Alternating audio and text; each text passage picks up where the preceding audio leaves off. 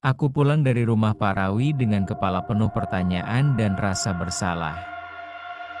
Rumah ini, toren itu, semuanya adalah bagian dari sebuah warisan kelam. Bukan hanya bangunan tua peninggalan orang tuaku. Malam hari, aku duduk di kursi kayu dekat dapur. Di depan mataku, foto lama itu masih terbuka. 5 anak kecil, termasuk ayahku, dan sosok samar di belakang. Aku bertanya pelan, pada siapapun yang mungkin mendengar. Danu, kalau kau masih di sini, aku minta maaf. Gumamku, tak ada suara. Hanya suara gemericik air dari kamar mandi. Aku berdiri perlahan, melangkah ke arah sumber suara. Tapi, kali ini bukan cuma keran yang menyala. Seluruh kamar mandi terendam air. Sampai semata kaki. Dan air itu, dingin seperti es. Lalu di dinding keramik, air membentuk tulisan. Mereka pergi. Aku tertinggal. Kamu juga harus. Hatiku mencelos, aku mundur. Tapi saat berbalik, cermin kamar mandi memantulkan bayangan seseorang berdiri di belakangku. Aku menoleh cepat. Tak ada siapa-siapa, tapi di cermin sosok itu masih terlihat. Danu. Rambut basah menempel di wajahnya. Matanya merah. Ia tak bergerak. Tapi perlahan senyumnya melebar. Cermin tiba-tiba retak. Dan dari balik retakan itu, terdengar bisikan, bukan rumah ini yang kutuk tapi garis darah kalian. Ucap suara Danu, aku menjerit dan menendang pintu kamar mandi, berlari keluar rumah. Namun begitu aku keluar, aku melihat sesuatu di tanah, jejak kaki basah kecil menuju toren.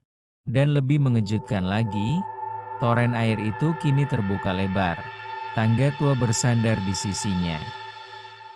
Seperti mengundangku naik. Di sana, di ujung toren, kulihat sesuatu yang tak mungkin. Foto kelima anak itu tergantung dengan benang merah, melayang pelan tertiup angin, dan di bagian bawahnya tergantung satu tulisan yang membuat tenggorokanku tercekat. 1 belum selesai. 4 harus menyusul. Foto itu bergoyang tertiup angin malam, bergelantung di benang merah yang terikat di ujung toren. Tulisan 1 belum selesai. 4 harus menyusul seolah menjadi kutukan yang dikirim langsung dari neraka. Aku menatap toren dengan jantung berdegup kencang. Udara di sekeliling terasa berat. Dingin.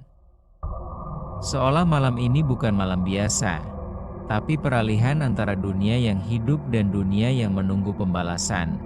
Aku turun dari toren sambil menggenggam foto itu. Dan saat kulihat lebih dekat, wajah-wajah 5 anak kecil di dalamnya. Semuanya tampak dicoret dengan bekas goresan kuku. Kecuali satu, ayahku. Kenapa hanya dia yang tidak dicoret? Tanyaku dalam hati. Tiba-tiba, suara ponselku berdering. Nomor tak dikenal. Dengan ragu aku mengangkatnya. Halo? Ucapku, tak ada suara. Hanya desahan pelan. Seperti napas bocah kecil. Lalu terdengar suara pelan, Pak Arga, ini saya. Santi. Anak Pak Rawi. Aku menarik napas lega. Oh, ya. Ada apa, Mbak Santi? Jawabku, Bapak meninggal barusan. Dia jatuh dari tangga waktu mau ambil barang di loteng. Tapi, ucap Santi terhenti. Suaranya terdengar ragu, tangan Bapak menggenggam sesuatu. Foto lama. Foto 5 anak kecil. Dan sandal merah kecil basah. Lanjutnya, darahku seakan berhenti mengalir. Mbak, tolong. Sandal itu jangan disimpan. Bakar saja. Kubur jauh. Apapun caranya. Ujarku, tapi sandal itu lenyap, Mas. Waktu kami buka tangannya, sudah nggak ada apa-apa. Kayak menguap. Ujar Santi, telepon terputus. Aku terduduk lemas di lantai ruang tamu. Danu telah mengambil satu lagi. Pak Rawi. Mungkin karena dia tahu. Terlalu banyak. Lalu aku sadar, jika Danu mencoret satu wajah tiap korban, berarti tinggal 4 wajah tersisa. Dan salah satu dari mereka. Ayahku sendiri. Kutarik napas dalam-dalam dan menatap foto lama itu. Di baliknya, ada tulisan tangan dengan tinta pudar. Gunung Rejo, 3 Juli 1978 Arman, Jojo, Sardi, Budi, dan Danu. Aku mengenali nama-nama itu. Jojo adalah paman yang dulu sering datang ke rumah dan sudah lama meninggal karena jatuh dari kamar mandi. Sardi, tetangga lama ayah yang katanya mati tenggelam di sumur tua. Budi menghilang tanpa jejak bertahun lalu. 3 dari 4 sudah tak ada. Tinggal 1 yang tersisa.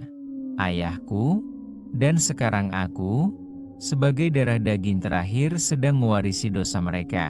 Namanya Arman.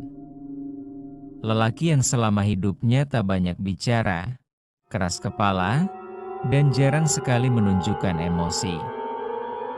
Ayahku, selama ini, aku pikir beliau hanya pria desa biasa, tidak lebih.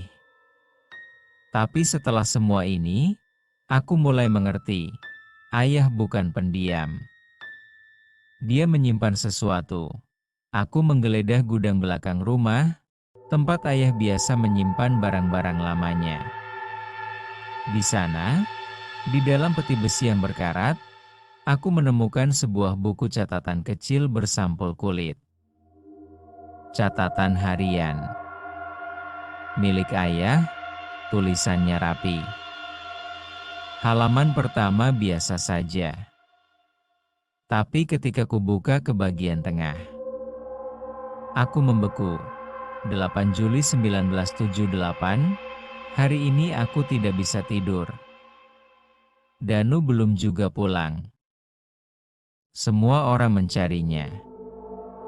Kami semua diam. Jojo bilang kita gak boleh bilang apa-apa. Kalau ketahuan, habis kita. Tapi aku dengar suara dari toren. Malam-malam.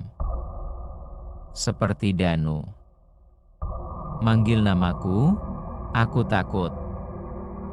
Aku benar-benar takut.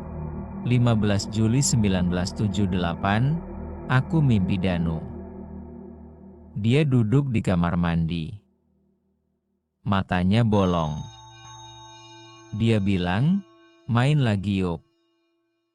Sekarang kamu yang ngumpet. Setiap malam aku dengar suara air. Aku tutup kuping.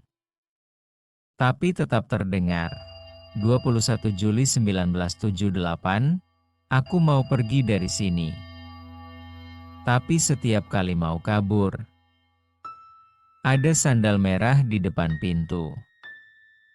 Aku kubur, besok muncul lagi. Aku bakar, baunya tetap di kamar. Danu gak pergi. Dan dia bilang, kalau aku gak bisa keluar, kalian juga gak boleh hidup tenang. Tanganku gemetar. Catatan terakhir tertanggal 30 Juli 1978. Setelah itu, kosong, aku sadar, ayah tak pernah benar-benar lepas dari teror itu. Mungkin itulah alasan beliau menutup diri. Hidup sederhana, tak pernah bicara soal masa lalu. Dan sekarang semuanya berpindah ke aku. Malam itu, aku duduk di ruang tengah, menatap toren dari balik jendela. Suara tawa itu kembali. Hihihi. Satu lagi. Ucap suara Danu, dan kemudian terdengar suara langkah kaki di loteng. Aku mengambil senter dan naik perlahan. Di atas sana, aku temukan bingkai foto ayahku, tergeletak. Pecah. Di belakangnya, tertulis dengan arang. Giliran dia. Aku menggigil, tiba-tiba. Toren kembali mengalir deras, meskipun keran dan pompa mati, dan dari kamar mandi, terdengar suara jeritan ayahku. Padahal dia sudah meninggal 2 tahun lalu. Jeritan itu membuatku membeku. Suara ayah, parau, putus asa, penuh rasa sakit, terdengar jelas dari arah kamar mandi. Padahal beliau sudah 2 tahun dimakamkan. Aku memberanikan diri mendekat. Pintu kamar mandi tertutup rapat, tapi dari dalam terdengar suara percikan air, seolah seseorang sedang berjuang agar tak tenggelam. Tolong. Arga. Tolong aku. Ucap sebuah suara, aku nyaris merobek pintu itu dengan tangan kosong. Begitu terbuka, tubuhku langsung disergap hawa dingin yang menusuk hingga ke tulang. Kamar mandi itu sudah tergenang sampai selutut. Di tengah ruangan, sosok ayahku berdiri, membelakangiku, mengenakan pakaian yang sama persis saat terakhir ia dimakamkan. Kemeja putih, celana kain abu-abu. Tapi seluruh tubuhnya basah kuyup. Tubuhnya gemetar, seperti menahan sesuatu yang sangat berat. Ayah? Ujarku, suaraku nyaris tak terdengar. Perlahan sosok itu menoleh, wajahnya rusak. Kulit mengelupas. Matanya separuh membusuk. Tapi sorot matanya. Aku kenal, itu benar-benar ayah. Kau harus pergi dari sini, Ga. Toren itu, dia bukan cuma tempat. Dia jadi pintu. Kalau kau terus di sini, kau akan dibawanya. Ujar sosok ayah, aku melangkah pelan ke arahnya. Tapi saat kakiku menyentuh genangan air, tangannya terangkat cepat dan mencengkeram lenganku. Tapi bukan seperti genggaman manusia. Tangannya dingin, berat, dan berlumut.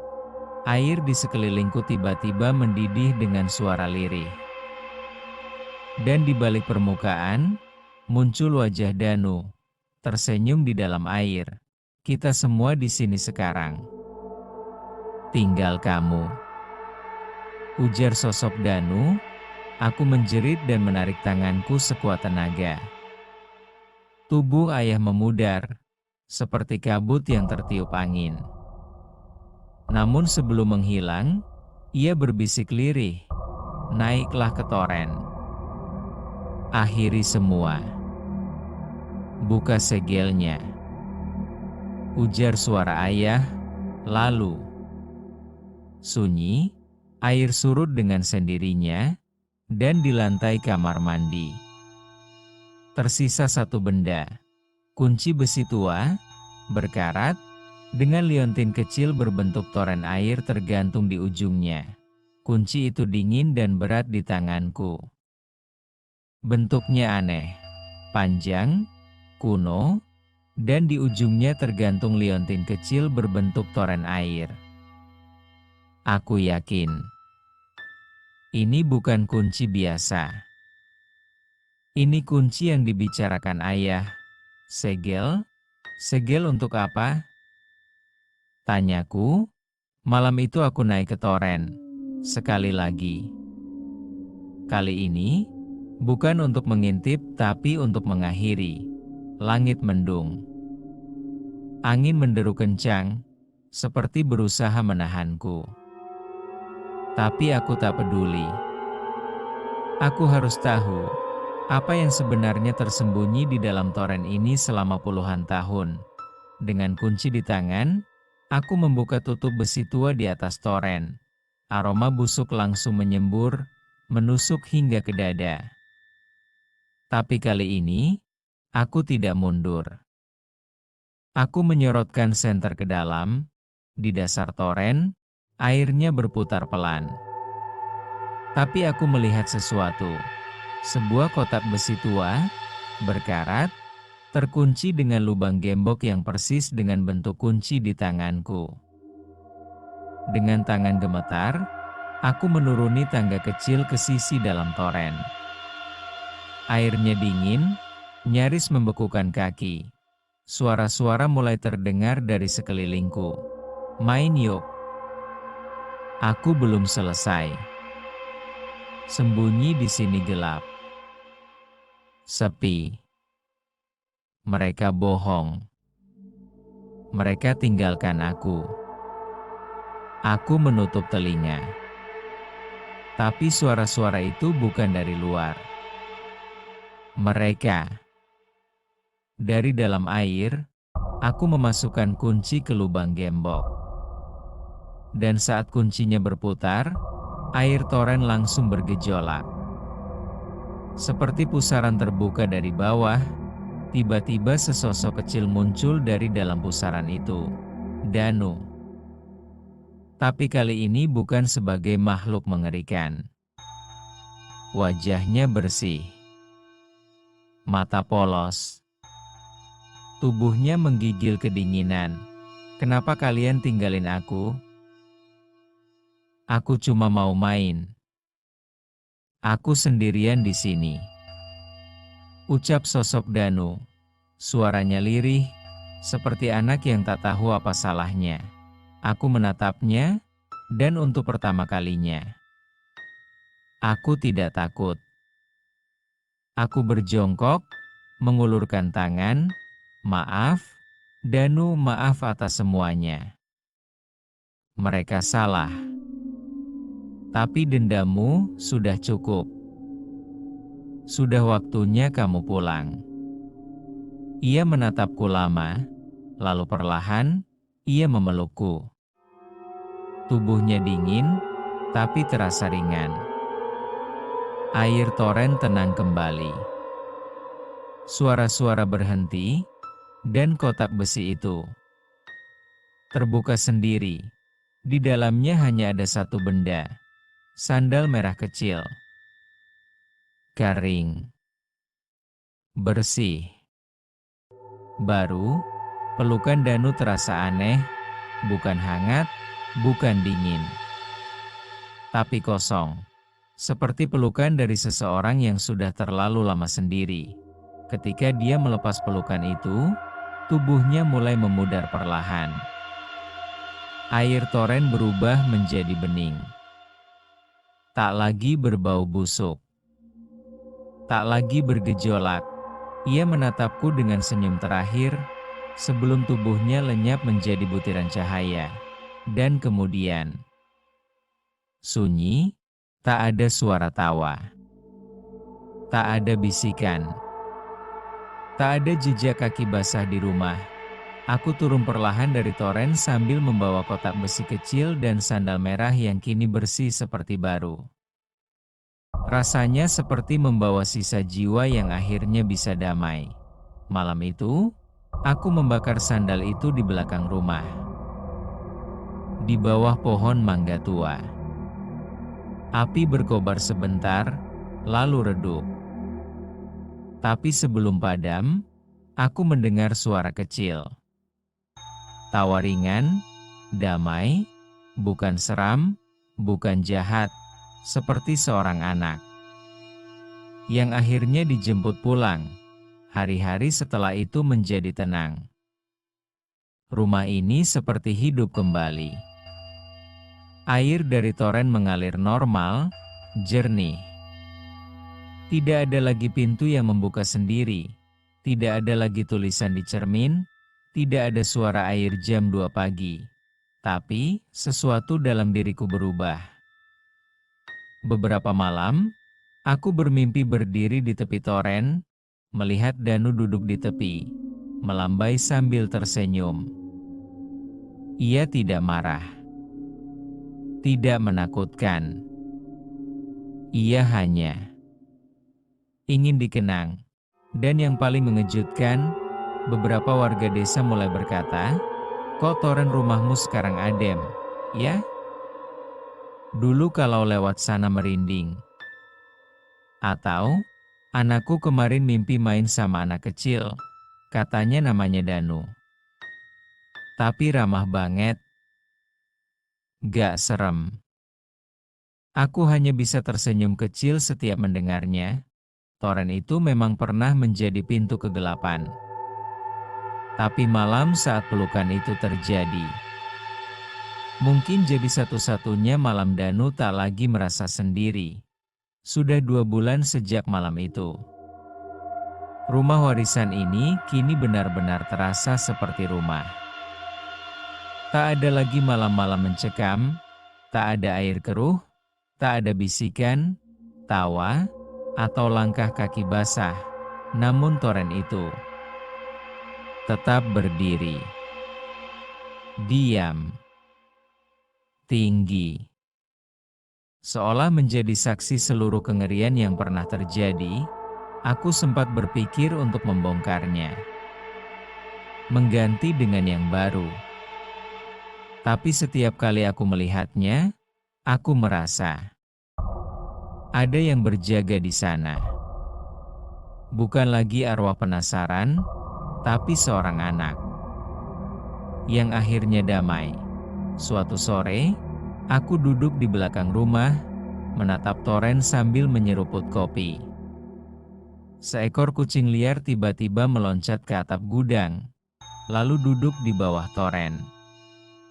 Ia menatap ke atas, lalu mengeong pelan, seolah menyapa sesuatu yang tak kasat mata. Lalu, angin bertiup pelan.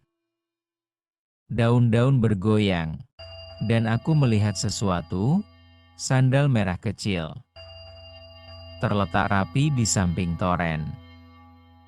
Bersih, tak basah, tak kotor. Aku berdiri dan berjalan mendekat. Sandal itu tak menyeramkan seperti dulu. Kini ia seperti tanda bahwa Danu masih ada di sana, tapi tidak untuk menakut-nakuti. Ia menunggu, menjaga, mengawasi. Malam harinya, aku bermimpi lagi. Danu berdiri di bawah pohon mangga, tersenyum. Kali ini, ia tidak memanggilku. Ia hanya berkata, "Terima kasih sudah menemaniku main terakhir kali." Lalu ia berjalan menjauh, menuju cahaya samar di ujung lorong. Aku terbangun dengan mata berkaca-kaca. Dan sejak hari itu, aku tahu satu hal. Setiap rumah punya penunggunya. Tapi tidak semua penunggu adalah musuh. Beberapa hanya arwah kecil yang terluka, menunggu seseorang yang mau mengulurkan tangan dan bermain bersama mereka untuk terakhir kalinya. Aku adalah penjaga baru toren itu, bukan karena dipaksa, tapi karena kini aku tahu arti dari sebuah keheningan. Tamat. Terima kasih kepada teman-teman semua yang sudah menonton dan menyimak juga mendengarkan cerita ini. Wabillahi taufiq wal hidayah. Wassalamualaikum warahmatullahi wabarakatuh.